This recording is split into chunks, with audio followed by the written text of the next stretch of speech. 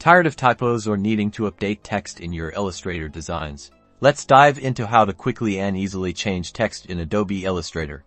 First, make sure your project is open and go to the toolbar on the left side of your screen and select the Type tool, looks like a capital T.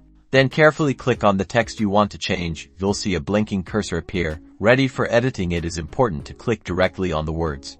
Now, there are two main ways to change the text. You can backspace or delete any of the original wording. Secondly, you can start typing in your changes. Once changing the text, you can also edit the text properties to your liking. Go to the Properties tab located on the right side of the screen. From the Properties tab, you can adjust your font size, style, and color. However, make sure you don't click away until you're satisfied.